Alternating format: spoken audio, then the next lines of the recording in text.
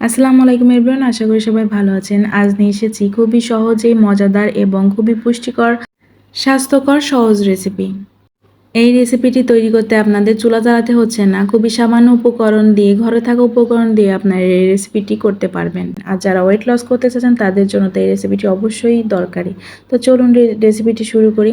আমি এখানে লো ফ্যাটযুক্ত দুধ নিয়েছি আর নিয়েছি চিয়া সিড। 1000 খাদ্যের গবেষণায় দেখা গেছে চিয়া সিড রয়েছে 5 নম্বরে। তাহলে বুঝুন এর পুষ্টিগুণ কতটুকু। তো আমি যে লো ফ্যাটযুক্ত দুধটা নিয়েছি সেটা হচ্ছে, আমি দুধটা জাল করে নিয়েছি আর উপর থেকে মালাই বা সর সেটা আমি সরিয়ে নিলে লো ফ্যাট হয়ে যাবে। তাছাড়া আপনারা বাজারে লো ফ্যাটযুক্ত প্যাকেটের দুধগুলো পেয়ে যাবেন, ওগুলো আপনি নিয়ে নিতে পারেন।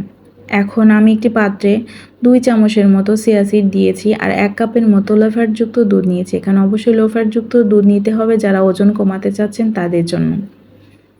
এখন ভালো করে দুধের সাথে চিয়া সিড আমি একটু মিশিয়ে নিচ্ছি, তা না হলে দলা পেকে যাওয়ার সম্ভাবনা থাকে। তো আমি ভালো করে মিশিয়ে এটাকে ফ্রিজে ঢাকনা দিয়ে ঢেকে রেখে দিব।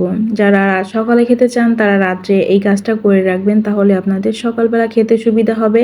আর যারা রাত্রে খেতে চান তারা দুপুরবেলা এভাবে ভিজিয়ে রেখে খেতে পারবেন। অবশ্যই 3 থেকে 4 ঘন্টা ফ্রিজে অথবা নর্মাল অবস্থায় রেখে দিতে হবে। তবে ফ্রিজে রাখাটাই ভালো, কারণ যে কোনো সময় নষ্ট হয়ে যেতে পারে। দেখুন, ফ্রিজ থেকে বের করে নিয়েছি আমি সকালে, একেবারে দুধটুকু টেনে নিয়েছে এবং ফুলে উঠেছে।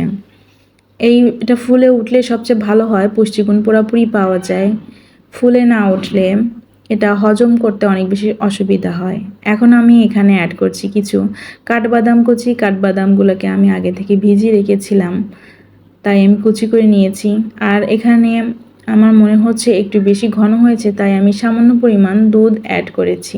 আর মিষ্টির জন্য আমি এখানে অন্য কোনো কিছু ব্যবহার করছি না, আমি এখানে কিছু খেজুর কুচি ব্যবহার করছি।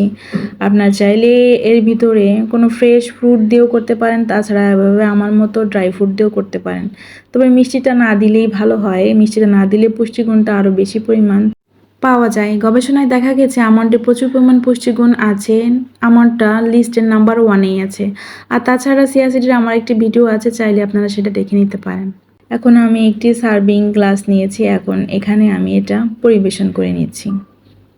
উপরে কিছু কাঠবাদামের কুচি দিয়ে দিচ্ছি আর কিছু ড্রাই ফ্রুটস আর জাফরান দিয়ে দিচ্ছি। জাফরানটা অপশনাল, আপনারা চাইলে দিতেও পারেন আবার নাও দিতে পারেন। তবে জাফরানের পুষ্টিগুণ অনেক বেশি, এটা আপনাদের ইচ্ছা মতো। এগুলা আপনি এভাবেও খেতে পারেন অথবা কিছু ফ্রেশ ফ্রুট দিয়ে খেতে পারেন। তো আশা করি আজকের এই সকালের নাস্তায় ডায়েট চার্টের রেসিপিটা আপনাদের ভালো লাগবে। ভালো লাগে ভিতরে লাইক দিয়ে দিবেন। সবাই সুস্থ থাকবেন, ভালো থাকবেন। আল্লাহ হাফেজ।